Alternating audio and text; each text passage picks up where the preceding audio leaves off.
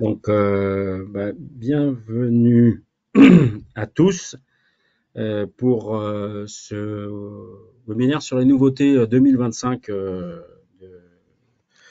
de la collection AEC, mais notamment Revit, et puis ce qui gravite autour de Revit quand on travaille à l'intérieur. Donc, nous serons trois aujourd'hui pour vous accompagner durant cette petite heure. Moi, je me présente moi-même, donc je m'occupe des produits et des services sur la partie RFSA, sur la partie technique. Et donc, je serai accompagné aujourd'hui de Thierry qui va se présenter et de Jinsei sur cette partie sur l'architecture. Thierry. Donc, pour ma part, je suis Thierry Minkela, architecte de formation, et j'aurai à cœur le plaisir de vous montrer les avancées les plus essentielles de cette nouvelle version Revit 2025. Hmm. Bonjour, je suis Giseli, l'architecte de formation de base et aussi l'ingénieur. Je vais m'occuper aujourd'hui de vous présenter en fait un outil performant pour analyser en fait la performance énergétique des bâtiments et la consommation énergétique entre le couple, enfin le couple entre Revit et puis Insight Autodesk. Alors, ce webinaire est bien sûr fait partie d'une série de 4 webinaires qui vont suivre là sur les nouveautés, donc on retrouve en 2025, notamment sur la partie architecture, c'est aujourd'hui. On va avoir la partie structure la semaine prochaine, la partie MEP et la partie infrastructure. Donc toutes les semaines là qui viennent, vous avez grosso modo un webinaire. Vous suivez ça dans les invitations ou sur notre site web sur ces nouveautés où on passe une heure ensemble et on décortique un peu ce que peut apporter cette version 2025 qui est sortie maintenant il y a un peu plus d'un mois, un peu avant même pour certains produits, pour vos métiers dans le bâtiment.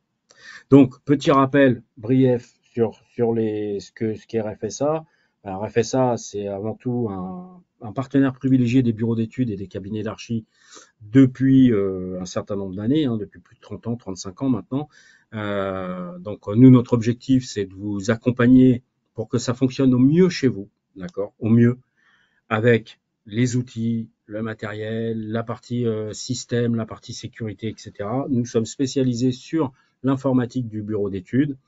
On connaît bien sûr les besoins que vous avez, mais surtout les problèmes que vous pouvez rencontrer. Les produits que vous utilisez, on les connaît sur le bout des doigts, que ce soit les produits Autodesk, mais les produits annexes également, et la partie périphérique, traceur, double écran, triple écran, carte graphique, etc. C'est notre métier depuis 1988. Donc, on parle d'informatique à 360 degrés.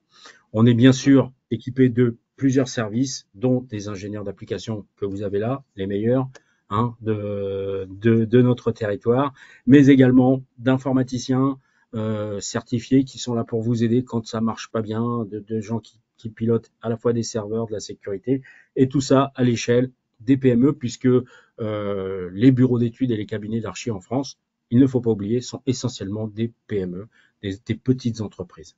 Donc voilà notre cœur de métier, et nous avons tous à cœur, bien sûr, de faire en sorte que ça marche bien pour vous. On peut avancer. Donc, brièvement, REF existe depuis 1988. On est passé par la phase bureau d'études. Nous sommes tous ingénieurs et techniciens, voire architectes pour certains. On a bien sûr accompagné les bureaux d'études dans la mise en place de la CAO. Puis à partir des années 2000-2005, on va dire, travailler sur la partie BIM, puisque nous sommes spécialisés dans l'informatique pour le bâtiment. Et puis avec tout ce qui suit derrière, la collaboration, la virtualisation des machines, la sécurisation des données, les sauvegardes, etc., etc. On a bien sûr plusieurs sites, des sites qui sont au plus proche de vous, Paris, Lyon, Grenoble, la partie La Rochelle, et puis on a également un site en Afrique du Nord, à Tunis, sur lequel on travaille beaucoup. Donc nous, notre objectif, c'est d'être proche de vous accompagner, et puis que tout fonctionne, surtout dans ces moments aujourd'hui où ça bouge encore plus vite, avec notamment l'arrivée de l'intelligence artificielle sur laquelle nous reviendrons assez rapidement, à travers des présentations et des webinaires, ce que ça peut apporter donc dans l'industrie du bâtiment, notamment en utilisant les produits Autodesk. Donc on va passer ensuite, puisque le temps passe, donc ce webinaire bien sûr sera orienté essentiellement sur Revit 2025 pour les architectes. Qu'est-ce que apporte Revit 2025, plus les plugins peut-être qui sont associés au cabinet d'architecture. On peut passer. Donc là, qu'est-ce qu'on va voir grosso modo dans le programme? Les grosses fonctions qui ont été apportées. Bon, essentiellement, on va voir qu'il y a beaucoup de nouveautés dans les outils topographiques. Vous vous rappelez, on avait les fonctions terrain qui existaient dans les versions précédentes, bien sûr. Puis est venu un plugin qui s'appelait Site Designer, qui avait été développé par Eagle Software et qu'Autodesk avait acquis. Ce plugin était pas mal, permettait d'aller beaucoup plus loin dans la modélisation des terrains. Puis, plugin a disparu dans les versions Revit 2020 ou 2021.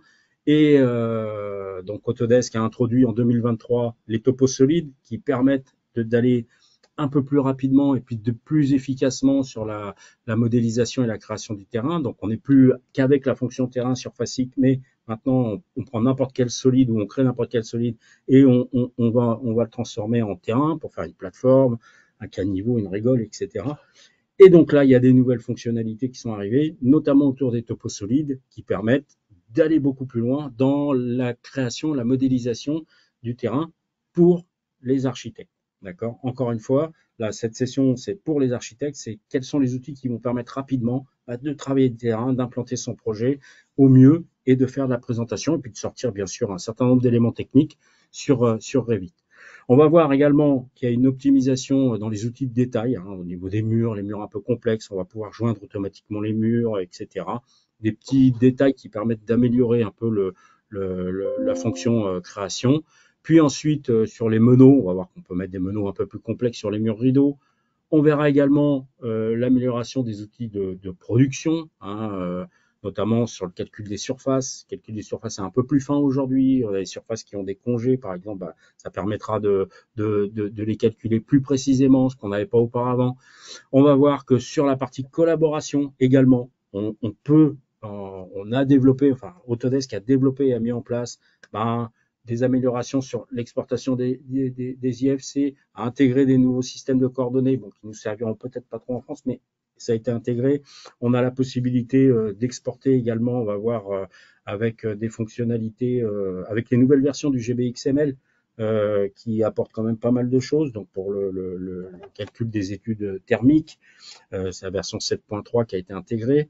Et puis on verra également les nouveautés qui ont été intégrées dans Insight et Forma, donc qui sont ce qui permettent de faire des études bas carbone de son bâtiment, ou voir les études de déperdition énergétique du bâtiment ou énergétique du bâtiment pour au niveau de l'architecte, pour dès les phases amont, dès les phases avant-projet, pouvoir quantifier, démontrer ce que le bâtiment va consommer, comment il va réagir à l'impact climatique et puis aux différents matériaux qu'on va pouvoir mettre en place dans le projet.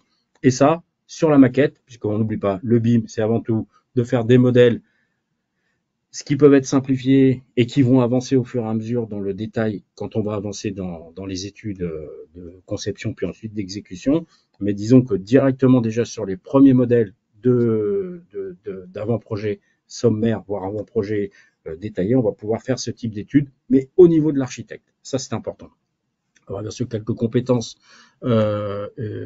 sur la partie énergétique, mais c'est le moindre mot aujourd'hui pour tout le monde.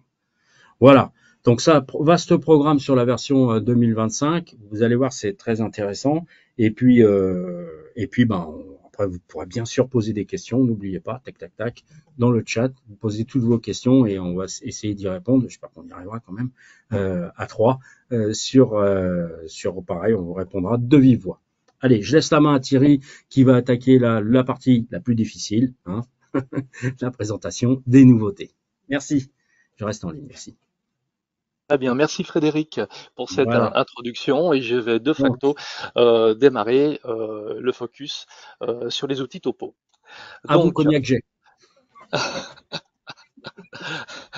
Donc, l'idée de la conversion de surface topo pour les terre-pleins, qui est un des éléments très important et nécessaire enfin sur cette version 2025, consiste à conserver la surface topo en topo solide pour les plateaux de construction en tant que zone excavée du topo solide à proprement parler. Donc cette fonction propose quoi? Elle propose une mise à niveau de la surface topographique en aval tout en conservant l'intention de la conception. Donc l'illustration exprime en fait le propos que je viens de vous dire. Toujours dans la même veine, puisqu'il y a beaucoup de choses, comme Frédéric l'a expliqué précédemment, le topo solide fabriqué à partir d'un modèle de face ce coup-ci est une extrusion. Donc on a la possibilité d'aller travailler sur toutes les faces qui ne sont pas verticales à l'aide d'un outil topo par face. Donc cette fonction-là propose des étendues plus intéressantes pour représenter une topo réputée plus complexe, on va dire. En tous les cas, on va un peu plus loin dans les items de la conception des terrains, là où il y a quand même quelques années, le terrain était un petit peu le maillon faible de la solution. Là, on arrive avec quelque chose de très intéressant avec cette nouvelle fonction excavée. Alors, rappelez-vous, sur la version précédente, 2024, on avait deux boutons, deux commandes, sous-diviser et simplifier le solide topo. Maintenant, il y a un troisième bouton qui est arrivé avec excaver, dans lequel on a possibilité d'excaver à proprement parler ou de supprimer cette excavation. Donc il faut savoir que ça fonctionne aussi avec les anciens terre-pleins et cette fonction nous propose d'améliorer tout ça, bien entendu, avec un contrôle de découpe topo.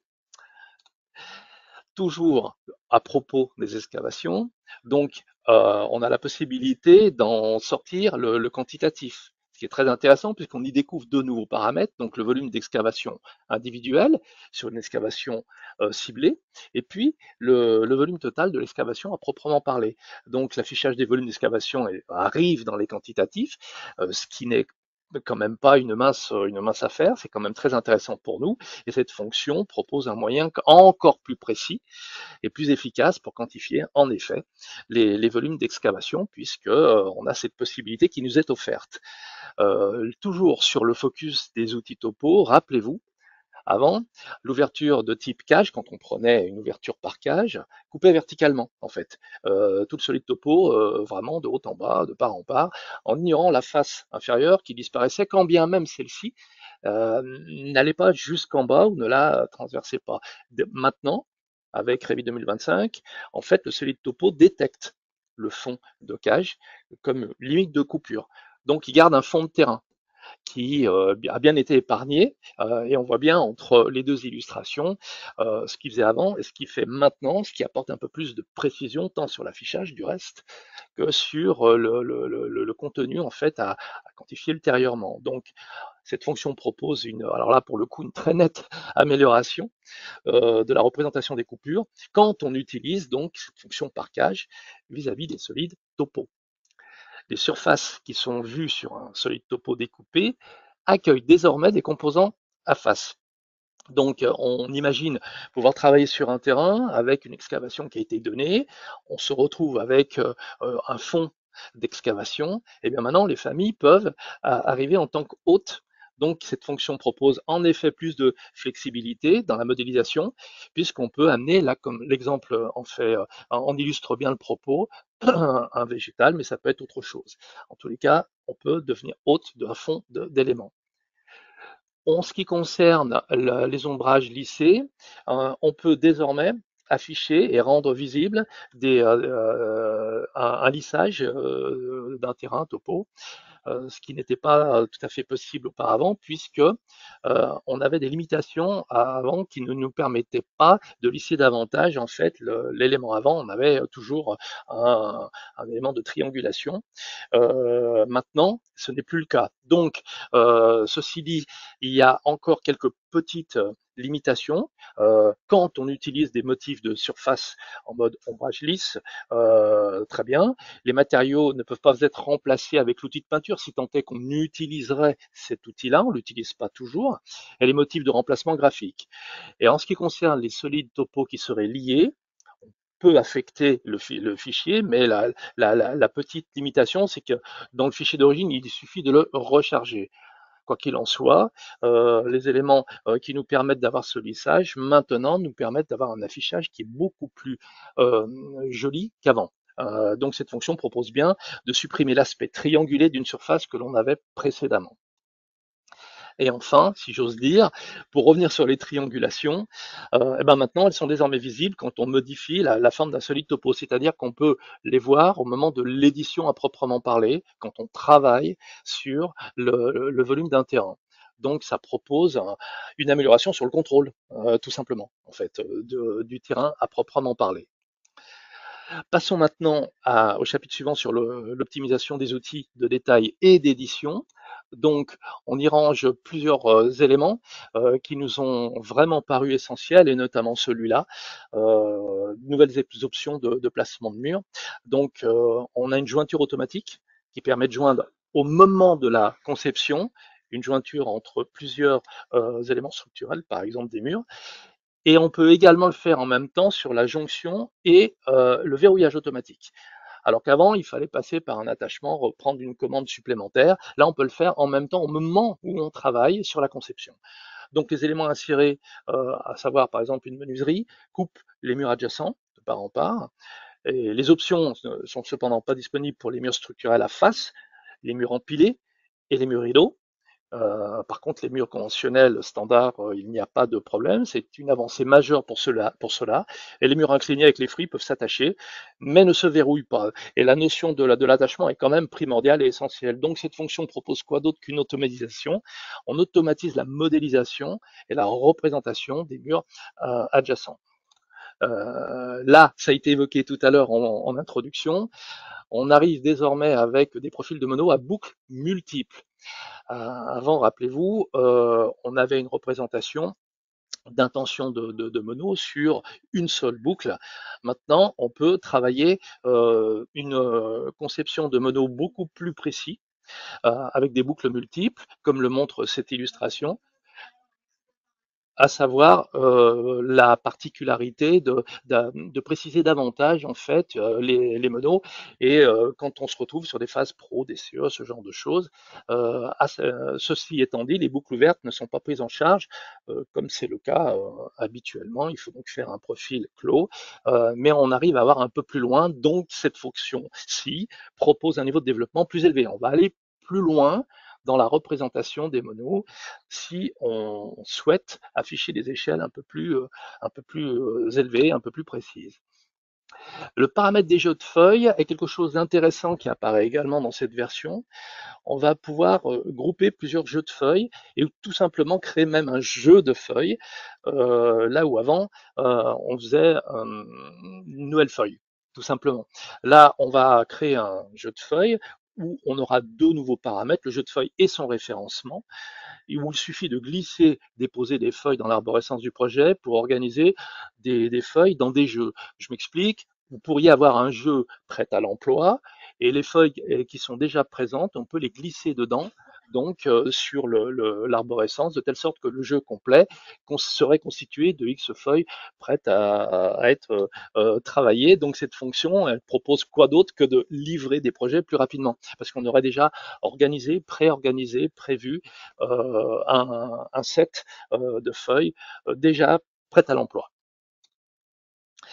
Donc toujours pour les jeux de feuilles, on peut appliquer une organisation dans le navigateur. On peut créer de nouvelles feuilles directement dans le jeu de l'arborescence, et puis on peut filtrer ces feuilles par jeu avant de les imprimer ou de les exporter. Enfin, l'application des filtres d'affichage à l'aide des valeurs de jeux de feuilles est préhensible. Donc cet ensemble de fonctions propose de livrer des projets plus rapidement. Grâce à des jeux de feuilles clairs, organisés, qui seraient consécutifs, récurrents pour mon étude. L'optimisation des outils de détail d'édition, alors ça c'était quelque chose qui était attendu depuis un bon moment, et qui est très efficace.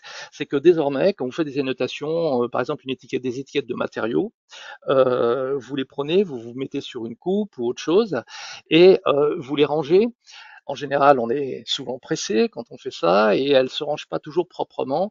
On perd souvent du temps à les aligner correctement, quand bien même il y a des accrochages objets. Maintenant, on peut aller encore plus vite et les mettre comme ça vient, comme vous voyez sur l'illustration en haut à gauche. Et puis, il y a tout un nouveau groupe de commandes qui est arrivé, alignement multiple, qui permet de les aligner d'un coup correctement sur la verticalité, par exemple, et de les répartir d'un coup de manière propre. En 2 temps 3 mouvements. Hein. Donc voilà un petit peu comment elles se présentent sur la gauche et comment on arrive à les aligner sur la droite et en bas de la même manière sur la répartition propre et claire pour une meilleure visibilité, une meilleure lecture d'un plan en coupe par exemple ou d'un plan de détail. Donc ça propose d'aligner rapidement les annotations, mais c'est vraiment très rapide et très efficace. Autre point très attendu, la fameuse exportation PDF en arrière-plan. Vous vous souvenez, on récupérait un PDF et tant qu'il n'avait pas fini de le traiter, eh ben, il fallait patienter. Désormais, c'est chose terminée, chose faite. On arrive à maintenant, en cliquant sur exporter en arrière-plan, à dédouaner ce problème où on était obligé de patienter, parce que ça dépend des PDF. Hein, vous m'accorderez qu'il y a des PDF qui pouvaient avoir un certain poids et une certaine complexité. Il fallait attendre qu'ils le traitent pour que l'affichage arrive pour de bon. Là maintenant, on peut continuer à travailler pendant le processus d'export puisque c'est en arrière-plan, tout en surveillant l'état d'exportation, de telle sorte que je continue à travailler. Donc, pendant l'exportation d'un PDF, eh ben, j'attends plus et je continue à travailler et sur mon modèle. Amélioration des outils de production maintenant. Alors, ils sont multiples. On peut parler du Revit Personal Accelerator, ce qu'on appelle le PAIC, le PAC, qui optimise les performances quand on utilise les modèles avec le cloud. Donc, on a la capacité d'aller afficher l'espace de stockage disponible. Qu'est-ce que j'ai encore qui me permettrait d'aller chercher d'autres modèles, de modifier sa valeur, la limite de capacité en gigaoctets, et puis de copier les emplacements du dossier de cache dans le presse-papier avec un accès direct aux fichiers journaux, d'aide, etc. Donc ça, c'est un réel plus pour améliorer les performances quand j'utilise des modèles cloud issus de Revit. Et vous savez que les modèles cloud sont de plus en plus utilisés pour tout un tas de raisons qualitatives. Donc il va de soi qu'il fallait améliorer aussi cet aspect sur l'optimisation des performances. Donc la mise à jour de la discipline par filtre n'est pas en reste. Il y a pas mal de catégories maintenant où on a un contrôle de visibilité qui a été accru. Donc les changements se sont basés, comme on le spécifie ici, sur une enquête auprès de plus de 300 réponses qui ont été validées par les utilisateurs eux-mêmes. Et le fil de catégorie a été réaffecté et indiqué dans ce tableau que vous voyez par exemple, où on va retrouver des éléments qui vont être balayés sur plusieurs points de catégories différentes. Voilà. Donc cette fonction propose de travailler encore plus efficacement avec les catégories, tout simplement. Ensuite, ça a été évoqué tout à l'heure, en effet, les périmètres, les surfaces ont été affinés, en fait. Il y a des calculs encore plus précis. Les surfaces incorporant des trémies ont été nettement améliorées et les surfaces avec courbure ou avec des segments d'arc, c'est-à-dire ce que disait Frédéric tout à l'heure avec des congés, c'est-à-dire des angles arrondis, comme vous le voyez sur l'illustration, a été nettement amélioré. Ce qui nous permet d'aller chercher encore plus de précision dans les périmètres et les surfaces. Donc, on arrive avec une fonction qui propose d'obtenir des données plus précises, tout simplement, lors des quantitatifs de pièces. Maintenant, le focus sur les outils de collaboration. Alors, pareil, ils sont quelques-uns à être décisifs, notamment sur la notion de l'IFC, grande dame de plusieurs utilisateurs. Donc là, on va être en mesure de faire une personnalisation du mappage des catégories Revit à l'aide des gabarits. Et j'allais dire, c'est vraiment un atout supplémentaire. On va créer, importer, dupliquer, etc., comme on le fait par habitude, mais on va faire une recherche par catégorie et dans cette boîte de dialogue, on va pouvoir sélectionner la classe IFC et les types prédéfinis. Donc, de quoi on parle? On parle de cette fenêtre qui n'existait pas avant et qui maintenant revient, là je l'ai calé sur les murs, l'IFC Wall, et ben je vais être capable de l'orienter vers des murs plutôt standards, polygonaux, indéfinis, parapets ou autres. Donc ça va m'améliorer le tri et la sélection d'un modèle traduit en IFC, de telle sorte que l'IFC soit encore plus riche et encore plus exploitable derrière. Donc, ça propose d'améliorer la collaboration, tout simplement, dès lors qu'on travaille avec des partenaires qui n'ont pas le même logiciel que soi, pour avoir des paramètres encore plus précis et plus particuliers au niveau du traitement de ces échanges de fichiers. Autre point non moins important sur l'import-export des fichiers STEP. Alors, je commencerai par vous confier que vous n'êtes pas sans savoir que le monde industriel et le monde architectural et l'acte de construire sont de plus en plus perméables. C'est-à-dire qu'on se rend compte que tous les éléments qui sont construits sont majoritairement construits en usine, chez les industriels. Donc, la notion de STEP, qui est un format neutre, universel, devient de plus en plus important pour échanger des objets, des volumétries, des éléments, avec une amélioration de cette coordination. Donc, on va mapper les géométries sur une catégorie Revit que l'on va choisir. Donc, cette fonction propose encore plus d'options d'échange d'informations entre ces deux mondes qui, il y a quelques années, étaient relativement silotés dans leur coin et qui sont de plus en plus perméables l'une vis-à-vis de l'autre. Évoqué également tout à l'heure la prise en charge de 5 nouveaux systèmes, pas moins de 5, de coordonnées SIG.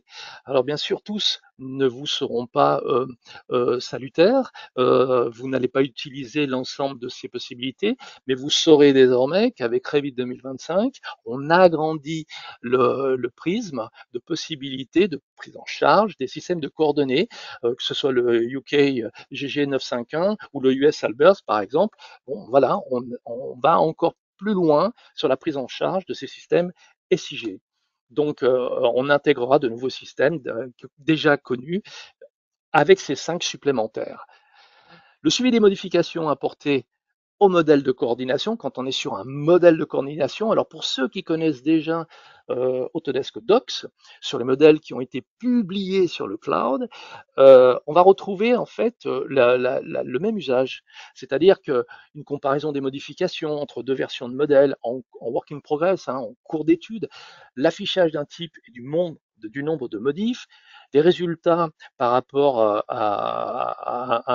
est-ce qu'ils sont cohérents ou pas par rapport à Autodesk Construction Cloud, justement, ACC, qui inclut Docs, et puis un aperçu des paramètres d'objets qui ont changé avec des couleurs. Donc ça, pour ceux qui ont déjà mis le doigt dans Autodesk Docs, ils vont s'y retrouver tout à fait.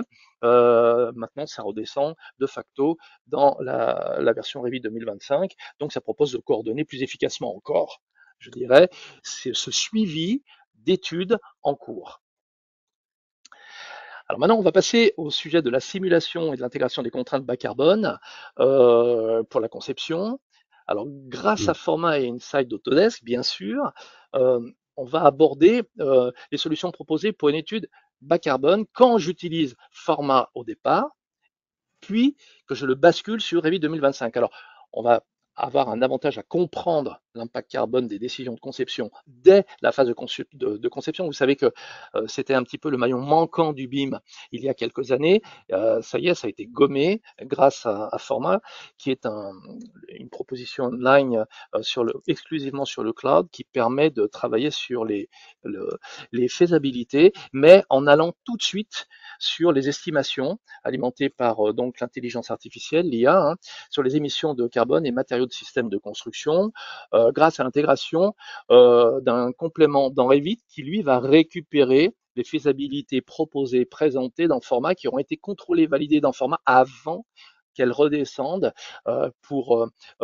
exécution, précision, développement dans Revit, à proprement parler. Donc, des fonctionnalités étendues qui sont en développement permanent, puisque chaque solution cloud respecte ce cap et cette ligne de conduite.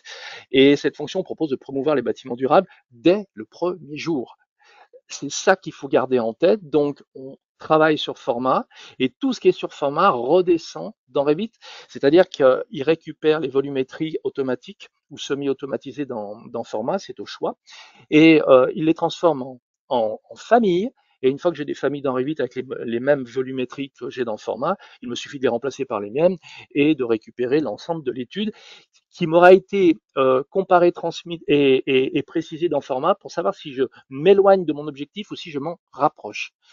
Donc c'est assez intéressant. Les formats et Revit sont totalement transparents l'un vis-à-vis de l'autre. Alors là, je vous montre un petit rappel. Vous savez que quand vous êtes sur format, vous avez la possibilité d'aller chercher un terrain.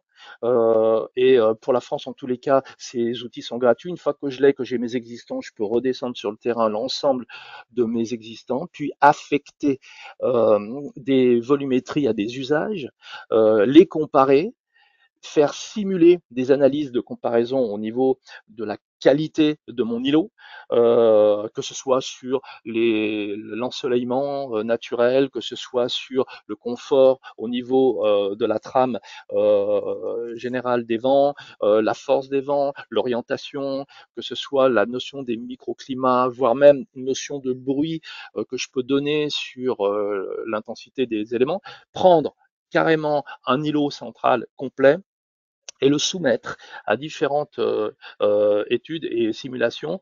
Par exemple, là, je sais que sur telle façade, j'ai 7 heures d'ensoleillement possible. Sur telle autre, je peux en avoir 4 ou 5 selon les ombres projetées, les ombres portées, la situation, et comparer ça. Et je suis toujours dans le format. Et quand je suis à peu près d'accord sur mon étude, puisque là, j'ai une façade où le soleil est reçu que 3 heures, presque 4, mais pas tout à fait, j'y vois déjà beaucoup plus clair avant de le redescendre, comme je le fais ici, sur Revit. Et deux formats, boum, je récupère dans Revit.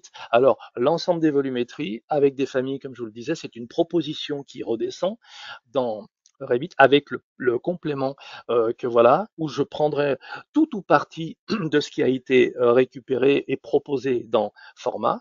Et je vais aller charger l'élément et il va me reprendre tous les éléments, c'est-à-dire que je ne repars pas de zéro avec les quadrillages, avec mes existants, tout ce que j'aurais choisi.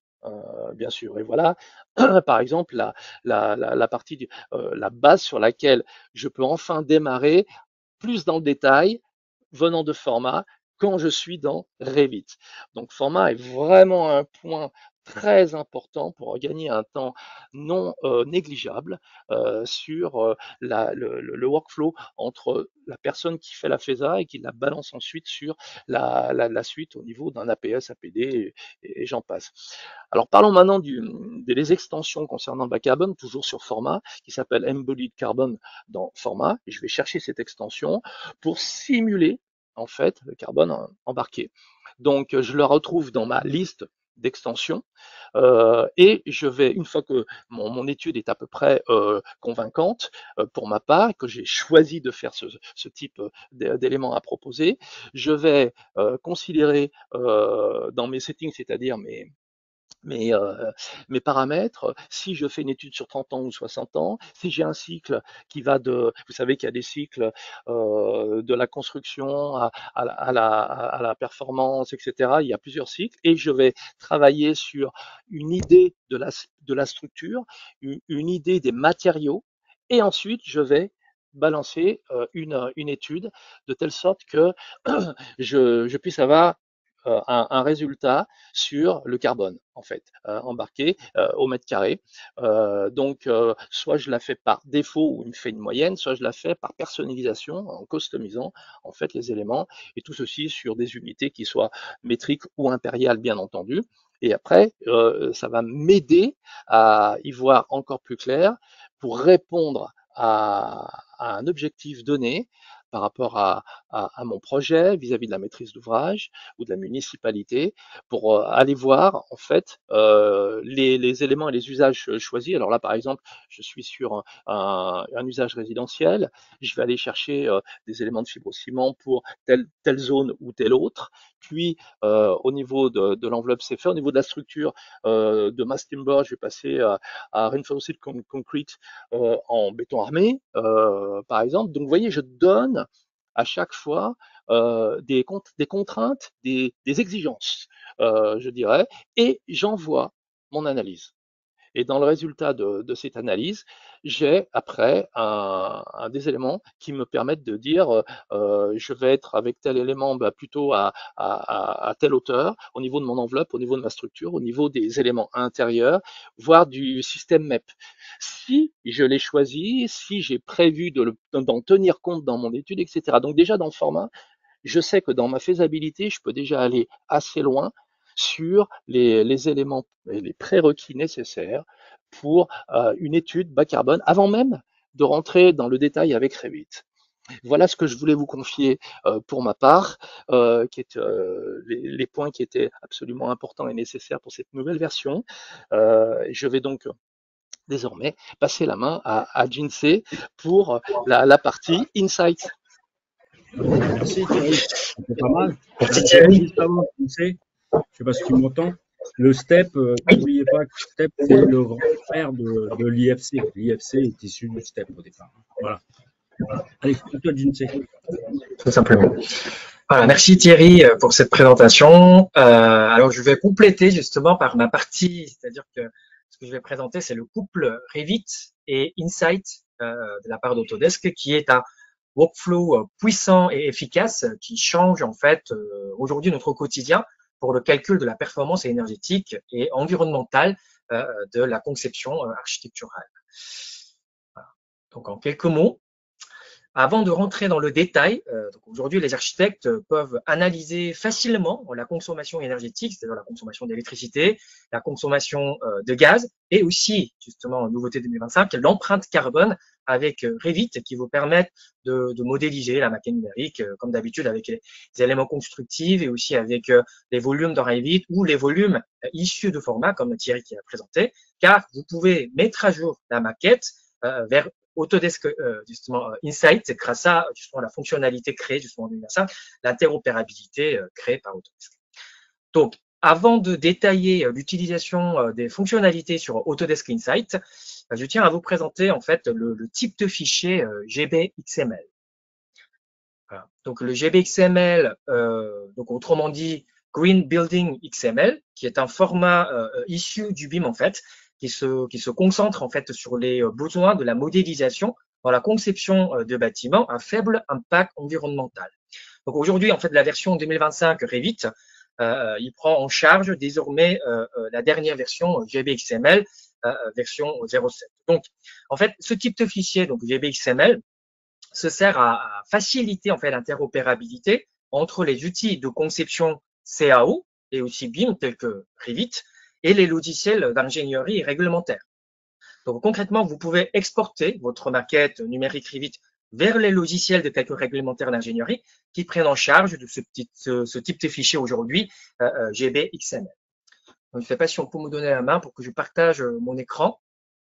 Voilà. Par exemple, vous pouvez en fait créer en fait des systèmes analytiques qui permettent d'installer des équipements de génie climatique de sorte que, en fait, sans les installations des occurrences de famille, créer des systèmes de ventilation et de canalisation, vous puissiez en fait évaluer la performance énergétique du bâtiment. Donc, je vais afficher la palette navigateur du système qui est extrêmement intéressant pour MEP, aller chercher les occurrences, contrôler en fait des systèmes et des réseaux CVC, enfin tout ce qui est MEP, y compris électricité. Donc vous pouvez voir en fait ici, au-delà des systèmes, on a créé justement un système analytique. Là où vous pouvez voir, par exemple, chauffé par radiateur R+1, R+2, là où, enfin à partir du moment où le modèle énergétique est créé. Donc, en ce qui concerne en fait cette prise en charge de GBXML version 07, tout ce qui est type d'équipement, par exemple, ça reporte un chauffage, en l'occurrence, boucle d'eau. Vous voyez, toute une hypothèse qui est possible, c'est-à-dire les valeurs, comme on dit, définies par Autodesk Revit que vous pouvez choisir afin que vous puissiez faire justement une analyse sans avoir justement la maquette CVC concrète à partir justement de la maquette des éléments constructifs. Donc, c'est une autre possibilité qui va vous permettre de calculer en fait la charge de chauffage et de refroidissement dans cet outil Revit de manière beaucoup plus facile, justement, tout en amont de travail de votre conception architecturale. Donc, à partir du moment où vous avez le modèle énergétique et puis avec tous ces éléments-là, vous pouvez tout simplement afficher en 3D votre modèle énergétique avec tout le calcul qui ont été fait, hein, sur base des différents valeurs de paramètres énergétiques à mettre en place, qui peut être issu de votre gabarit du projet d'ailleurs, prédéfini. Donc tout simplement, vous allez exporter votre conception ici, GBXML. Voilà. Donc vous allez avoir 3 possibilités d'exporter. Donc bien évidemment, il y avait une autre possibilité d'exporter en récupérant des informations telles que conduction, des éléments de constructifs, architecturaux et structurels, ou sinon les espaces ou des pièces traditionnelles pour lesquelles vous aurez renseigné tout ce qui est type de bâtiment, type d'isolation, étanchéité et taux d'utilisation des différents espaces, etc. Ou sinon, aujourd'hui, avec tous ces équipements analytiques et aussi les espaces analytiques énergétiques qui se créent en quelques clics, hein, à utiliser les volumes conceptuels et les éléments de construction. D'ailleurs, je vais développer justement maintenant pour tout ce qui est Insight. Hein, vous pouvez choisir justement une des 3 méthodes, aussi pour l'export GBXML et aussi pour l'utilisation de Autodesk Insight. Voilà, donc en fait, je suis sur Revit justement avec ce genre de modèle analytique énergétique. Donc une fois que vous avez créé ce modèle, et vous aurez examiné justement les vues pour vous assurer que le modèle est bien défini et reflète avec précision l'intention de conception architecturale, vous pouvez télécharger votre modèle de bâtiment pour analyser dans Insight. Donc pour créer un modèle analytique basé sur le modèle de bâtiment actuel, dans le ruban, l'onglet, vous allez avoir justement une commande qui s'appelle Analyser, que vous pouvez cliquer, qui va vous permettre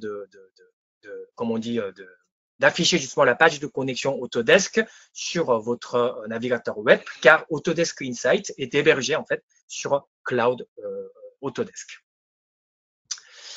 Donc, en fait, si votre modèle analytique n'est pas à jour par rapport au rapport de modèle de bâtiment, une boîte de dialogue apparaît comme vous le voyez, donc vous offrant la possibilité de choisir soit de mettre à jour le modèle analytique ou d'utiliser en fait celui existant. Donc, c'est-à-dire que une fois que vous mettez justement à disposition sur Autodesk Insight, et puis s'il y a une modification qui est apportée, c'est quelque part vous pouvez synchroniser systématiquement à travers justement la boîte de dialogue. Justement, en l'occurrence, justement dans cet exemple, on a mis à jour justement le modèle analytique énergétique qui est sélectionné.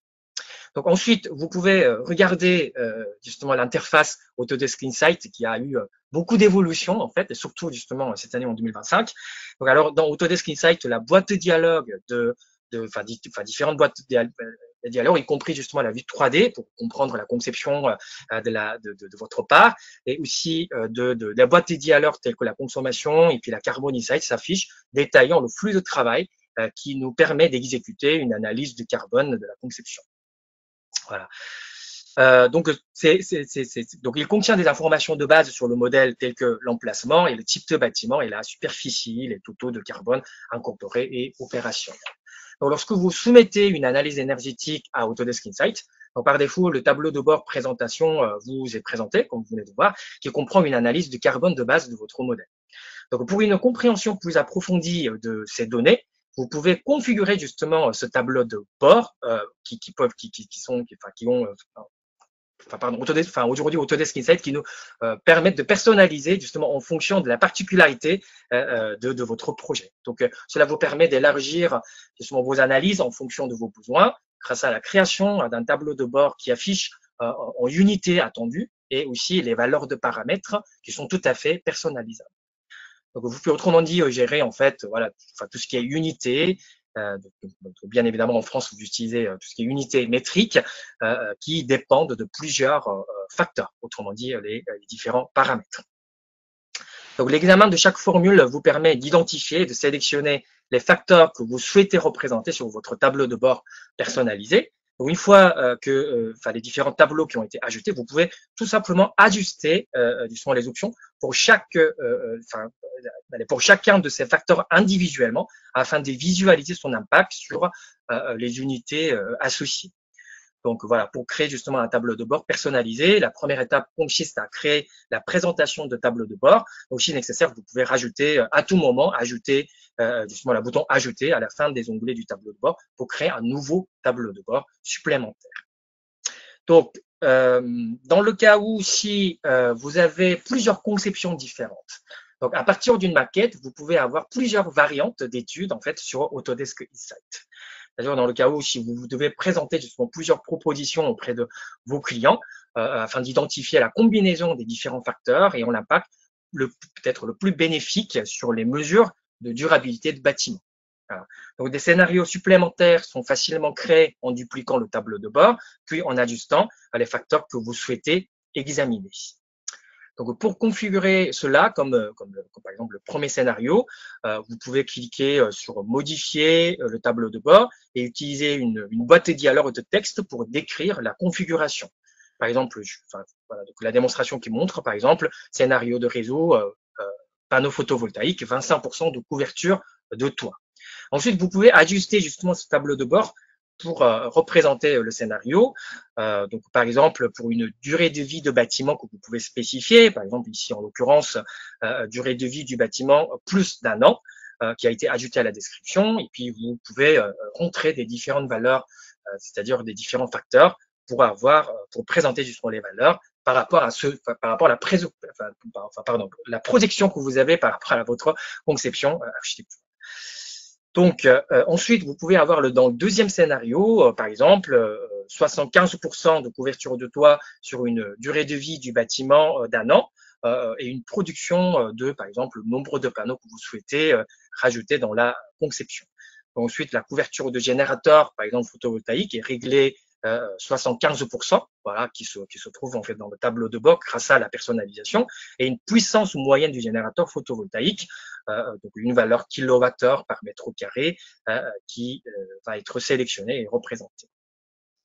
Donc, en faisant ça, justement, vous avez 2 tableaux de bord représentant une comparaison des énergies renouvelables du même projet, de la même maquette, et une analyse utilisant 2 combinaisons en fait différentes de facteurs. Voilà. Donc, justement, ce type de scénario aide justement les concepteurs et les consultants, hein, donc vous, c'est-à-dire les architectes, à identifier la combinaison de facteurs de conception ayant les impacts les plus bénéfiques sur les indicateurs de durabilité tels que le carbone total, le carbone opérationnel et l'énergie opérationnelle. Bien, bah c'est intéressant ça. Donc donner plus de visibilité sur la consommation énergétique du bâtiment et les études bas carbone de son projet dès les phases amont, hein, puisque le BIM le permet. Ok, donc là maintenant on va passer dans les questions-réponses, d'accord. Alors questions sur réponses, on va voir sur le webinaire. Alors j'ai vu qu'il y avait une première question qui était essentiellement sur les terre-pleins, sur les fonctions terre-plein, d'accord. C'était est-ce que, alors peut-être concerne plus Thierry, concernant les solides topo, peut-on refaire les terre-pleins, hein, fonction qui avait disparu avec la transition des surfaces topo en solides topo. Donc, est-ce que l'on peut facilement faire les terre-pleins avec Revit 2025, comme on faisait auparavant? Oui, le temps de reprendre la main. En effet, concernant les terre-pleins, en effet, on peut retrouver l'usage que l'on en avait avant, et même au-delà de la précédente version 2024, exactement comme Frédéric vient de le dire. En effet, on a cette facilité. On a même plutôt plus de choix qu'avant. Voilà, par rapport à ce que je vous ai montré tout à l'heure. Et oui, la réponse c'est oui, on peut faire les terre-pleins. J'ai une autre question qui est arrivée, c'était pour la jonction des murs, lorsque les murs sont un peu complexes, hein, et avec des retournements, parce que vous savez que dans Revit, il y a la notion de retournement de mur, hein, pour savoir comment le mur complexe, enfin mur avec plusieurs couches, se comporte aux extrémités ou lorsqu'il y a une ouverture. Et donc, est-ce que quand il y a la jonction des murs avec les retournements, comment ça se passe? Est-ce que ça se passe bien déjà? Et puis, est-ce que si les 2 murs sont avec des configurations de retournement différents, c'est dans l'ordre, comment Comment ça se passe? Alors en fait, il y a deux étapes pour ce genre de choses. Il y a l'attachement à proprement parler, puis la Hum, notion d'y affecter des retournements.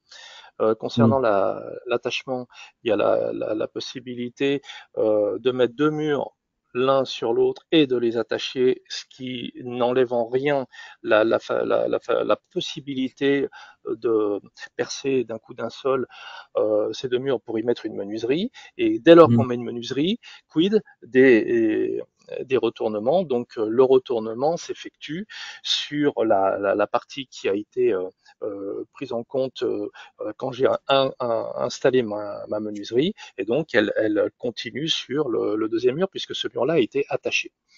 Voilà. Une autre question que j'avais, c'était sur l'export donc en GBXML à partir de Revit, hein. Donc GBXML, c'est essentiellement un format de fichier qui sert pour dès qu'on va faire du calcul.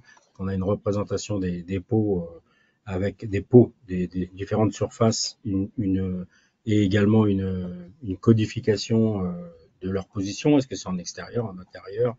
Et je peux associer également le matériau. Est-ce que cette version 7.03, est-ce qu'elle apporte plus de définition, ou est-ce il y a des éléments complémentaires qui ont été rajoutés dans la notion d'export? Est-ce que je vais retrouver une définition plus détaillée ou des paramètres plus importants dans mes matériaux, ou juste le fait que ça fonctionne un peu mieux? Bah, ça fonctionne déjà largement mieux. Enfin, Mmh. c'est-à-dire qu'ils ont quand même rajouté des différents valeurs justement en détail afin qu'on arrive à vraiment respecter tout ce qui est RE 2000, justement 2022, justement ces derniers temps. Donc, qui est pris en charge dans les différents logiciels réglementaires en France. Alors du coup, aujourd'hui, il faut vraiment justement à savoir que le logiciel Revit, qui est un outil de modélisation extrêmement efficace, et qui ne sera pas justement un logiciel de calcul réglementaire. Donc, vous allez pouvoir avancer très vite, très facilement, justement, alors que vous êtes architecte, donc vous savez comment construire justement les murs, etc. Mais et justement, à partir de justement cette maquette conçue facilement sur Revit, vous pouvez en quelques clics justement exporter justement vers GBXML, qui est une excellente nouvelle en fait ces derniers temps.